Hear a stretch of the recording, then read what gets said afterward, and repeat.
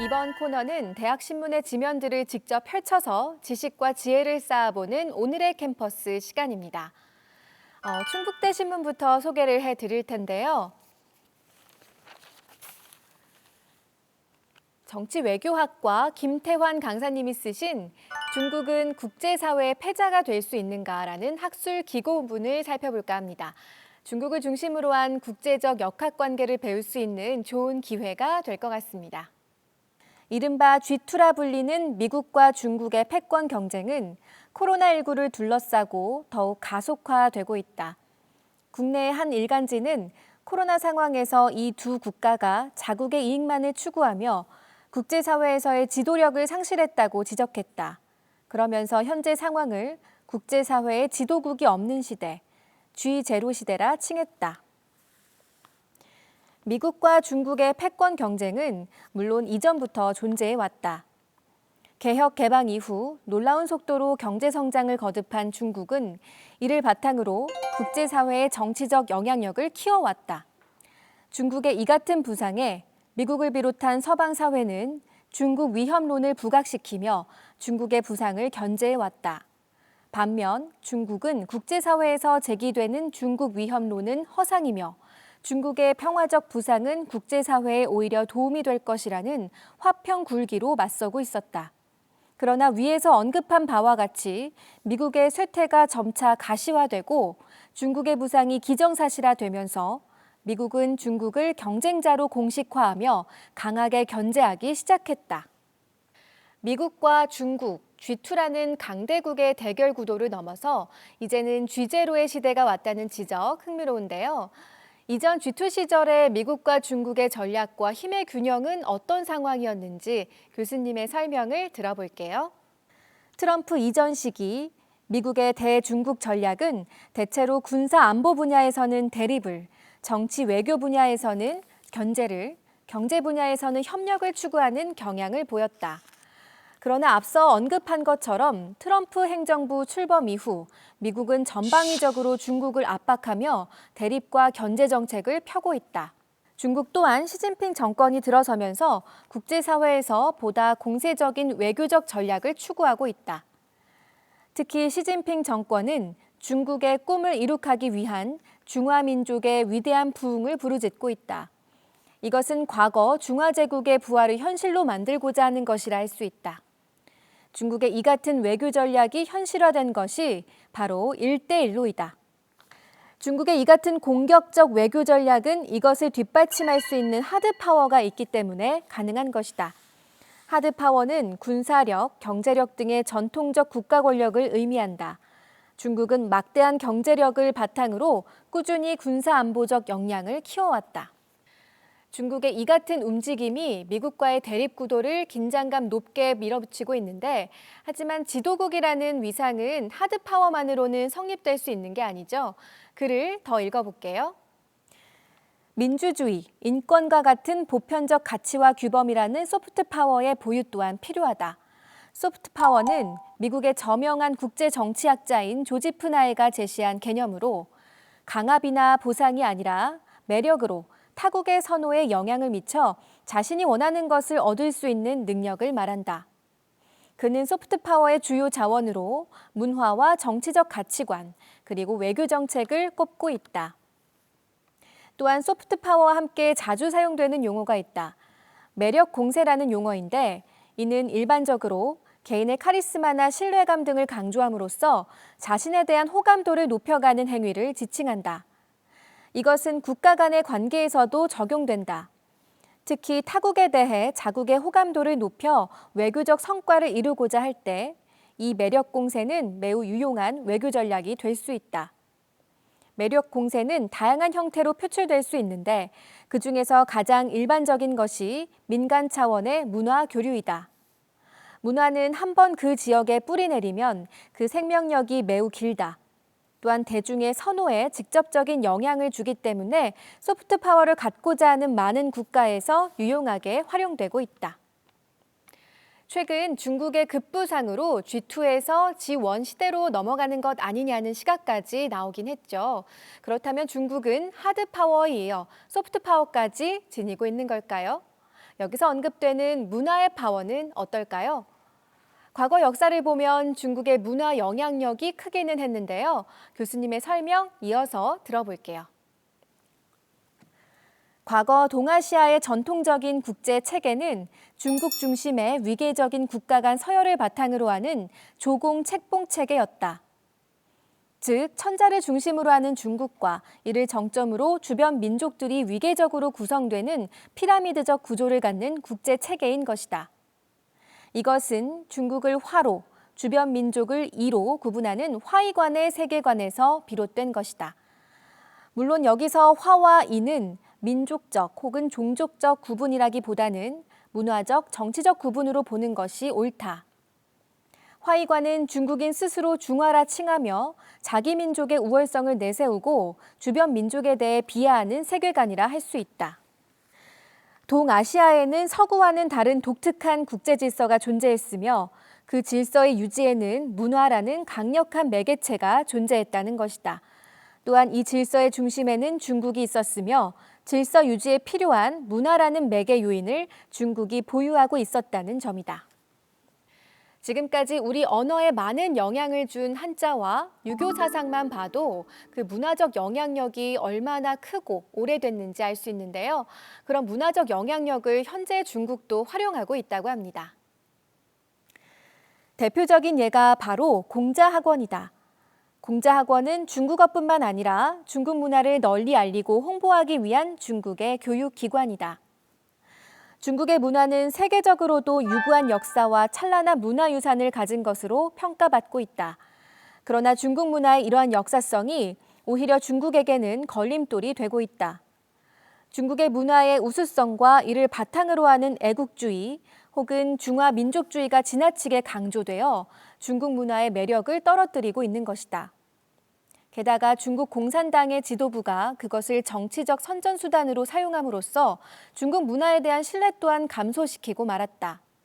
중국의 문화는 더 이상 세계 각국의 대중에게 매력적으로 다가오지 않게 된 것이다. 과거에는 분명 문화 강국이었지만 현재 문화가 아닌 과거의 문화를 통해 영향력을 발휘하려고 하는 건 시대착오적인 발상인데요. 그런 중국에게 교수님은 이런 충고를 하고 있습니다. 중국은 자국 문화의 특수성보다는 보편성에 더욱 주목해야 한다. 보편성 위에 특수성이 가미될 때 그것은 매력적일 수 있다. BTS의 음악이 세계 젊은이들을 사로잡을 수 있었던 것은 음악이라는 보편성과 한글 가사라는 특수성이 어우러졌기 때문이다. 중국은 외교적 수사로서 평화적인 부상을 언급하기 전에 국제사회에 자신의 위협적 이미지를 변화시켜야 한다. 그것은 중국이 국제사회에서 실제적으로 보여주는 평화적인 행위를 통해서만 가능하다. 아울러 국제사회의 인식을 변화시키기 위한 소프트파워 전략의 대대적인 전환 또한 필요하다. 네, 이렇게 긴 글 함께 읽어봤는데요. 국제사회의 힘의 균형과 패권 구도를 읽을 수 있는 거시적인 글이어서 꼼꼼하게 읽어봤습니다. 중국과 국제정치를 이해하는 데 많은 도움이 됐길 바라면서 서강 학보로 넘어가 볼게요.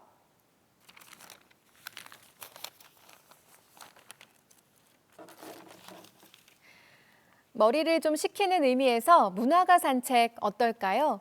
이승현 기자가 소개하는 김현수의 7회의 마지막부터 만나보겠습니다. 추천사의 제목은 쓰지 않음으로써 자신의 시를 지켰던 시인이 주는 위로입니다. 소설가 김현수가 8년 만에 신작 장편소설 7회의 마지막으로 돌아왔다. 시인들의 시인이자 나와 나타샤와 흰 당나귀로 대중에게도 친숙한 시인 백석의 잘 알려지지 않았던 북한에서의 삶을 다룬 작품이다. 1956년부터 1962년 절필할 때까지 그가 시인으로 살아간 마지막 7년을 조명했다. 소설에서 김현수는 백석을 본명인 백기행으로 호명하며 시인 백석 뒤에 가리어진 인간 백기행의 삶을 특유의 문헌학적 상상력으로 복원한다. 기행이 살았던 당시 그의 삶은 실패한 인생처럼 여겨졌을 것이다. 작고 소박한 것을 노래했던 시인의 아름다운 언어는 당에 의해 무용하게 취급됐고 그는 30여 년간 시를 쓰지 못한 채 살아가기 때문이다. 그러나 김현수는 기행이 쓰지 못한 게 아니라 쓰지 않음을 선택했다고 본다.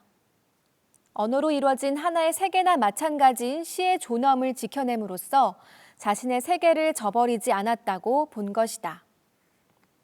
또한 김현수는 쓸쓸하고도 아름다운 상상력으로 기행을 위로한다.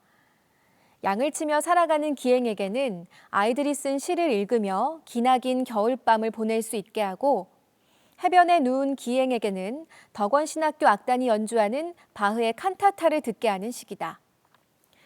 김현수가 백석의 삶에서 새롭게 찾아낸 희망은 우리에게 건네는 위로 같다. 실패라고 여겨지는 일들이 사실은 실패가 아닐 수도 있다고. 시인 백석의 고뇌를 소설로 만나볼 수 있는 책이었고요. 책 소개에 이어서 영화도 한 편 소개받아 보겠습니다. 김혜지 기자가 소개하는 영화 플로리다 프로젝트입니다. 추천사의 제목은요, 매직캐슬에도 무지개는 뜬다. 무지개 끝엔 황금이 있대. 영화 플로리다 프로젝트의 주인공인 문희가 열악한 모텔촌에서 발견한 무지개를 친구에게 보여주며 한 말이다. 홈리스들의 어두운 현실을 밝은 색감과 6살 아이의 시선으로 담아낸 본 영화는 미국 사회의 빈곤과 미혼모 문제를 적나라하게 드러낸다. 이 영화는 빈민층의 어두운 현실을 밝은 파스텔 톤으로 그려내며 영상미를 더했다. 쨍한 오렌지 색깔의 둥근 뚜껑이 있는 오렌지 월드와 큰 마법사 얼굴이 달려있어 생동감을 주는 기념품 가게는 시청자들의 눈길을 사로잡는다. 알록달록하고 밝은 색감의 매직캐슬 모텔에서는 즐거운 일들만 벌어질 것 같지만 현실은 그렇지 않다. 노인이 아이들이 노는 것을 수상하게 지켜보는 듯한 연출은 아이들이 안전에 취약한 환경에 노출되어 있음을 암시한다. 영화가 보여주는 따뜻하고 동화적인 색감이 모텔촌의 냉혹한 현실과 대비돼 미국 어두운 사회의 단면을 보여준다. 자, 이번에는 조대신문 살펴보겠습니다. 허수현 기자가 쓴 기획기사, 광고로 뒤덮인 세계 계속되는 광고 논란은 유튜브 뒷광고 논란을 계기로 광고에 관한 전반적인 논란을 다루고 있습니다. 우리 회사 제품이 가장 좋다고 홍보하는 상품 광고의 특성상 많은 광고가 제품의 기능을 중점으로 소개한다. 그러나 놀라운 효과를 보여준다고 광고하면서 영상을 짜깁기 한다든가 성능 시험 결과를 조작하는 등 매출 향상을 위한 꼼수가 파다하다. 이런 거짓 과대 광고는 SNS 마케팅이 급증하면서 더욱 심각해졌다. 거짓 과대 광고가 온라인에서 판치는 이유는 공유가 빠르고 영상 중간에 나오는 광고들이 순간적으로 사람을 현혹해 광고 효과를 가져다 주기 때문이다.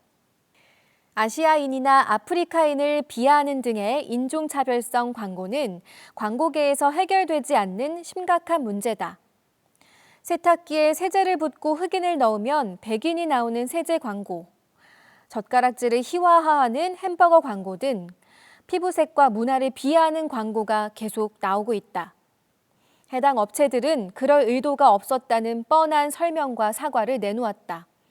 하지만 인종차별 광고는 개인적이고 예민한 문제이자 오래전부터 계속된 논란이기에 소비자들은 광고를 제작한 기업에 대한 불매 운동과 해시태그 운동으로 분노를 표출하고 있다. 정말로 그런 광고가 있었는지 믿기지 않지만 기사에 함께 실린 사진을 보니까 실제로 제작된 광고네요. 도대체 이런 혐오성 광고가 끊이지 않고 나오는 이유는 뭘까요? 그 설명이 기사에 이어집니다. 일부 광고 전문가들은 이렇게 예민하게 받아들여지는 인종차별 광고가 계속 나오는 이유를 기획된 노이즈 마케팅이라고 설명한다. 광고를 제작할 때는 수많은 사람이 함께 작업한다.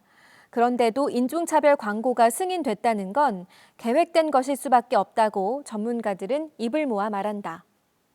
장기적으로 사람들의 입에 오르내리고 유명해질 방법에 신경 쓰지 않고 단기적으로 그저 관심을 끄는 데에만 초점을 맞추는 것이다. 전문가들은 이런 의도를 가지고 인종차별 광고를 만든 기업에 대한 사회적 질타가 대중들에게 각인된 만큼 그 기업에 장기적으로 손해가 될 것이라고 분석한다. 기사는 이어서 뒷광고 논란으로 내용을 옮겨가는데요. 광고주들이 뒷광고를 선호하는 이유가 분명히 있겠죠. 왜 그런 건지 그 부분에 대한 설명을 들어볼게요. 광고임을 밝히는 영상은 사람들이 잘 보지 않아서 오히려 채널 운영에 도움이 안 되는 경우가 많다. 하지만 뒷광고는 광고임을 밝히지 않기 때문에 반복해서 해당 제품을 광고할 수 있고 구독자의 눈치를 볼 필요 없이 광고 수익을 얻을 수 있다. 기업은 구독자 수가 많은 인기 유튜버들 덕분에 큰 광고 효과를 보고 유튜버들은 채널에 해를 끼치지 않으면서 큰 돈을 벌 수 있어서 서로 윈윈인 것이다. 하지만 이런 뒷광고에 대한 처벌이 현행법상 어렵다는 게 문제라고 합니다. 기사의 결론 부분으로 가볼게요. 광고는 결국 돈으로 이어진 마케팅 수단이다. 광고를 해주고 대가를 받는 쉬운 구조여서 자신의 본분을 잊고 돈에 혹해서 넘치도록 광고를 추가하고 제품을 간접적으로 보여준다. 매출을 위해 과장하고 거짓말을 한다. 관심을 끌기 위해 인종을 비하하고 과거사를 건드린다. 그러다가 더 큰 돈에 혹해서 광고가 아닌 척하지 한다. 이런 대국민 사기극과 소비자 기만이 그들의 사죄만으로 해결될까? 잘못된 광고는 돈 욕심에 계속 고개를 들 것이고 우리는 광고를 계속 피할 것이다. 그럼 기업들은 광고에 더 큰 돈을 붓고 그 돈을 받기 위해 또 다른 뒷광고 꼼수들이 나오는 악순환이 이어질 것이다. 광고로 범벅된 사회가 결국 돈과 매출 욕심이 부른 폐해를 보여주는 것이 아닐까? 대학신문 탐독 오늘은 여기서 마치고요. 다음 코너로 이동할게요.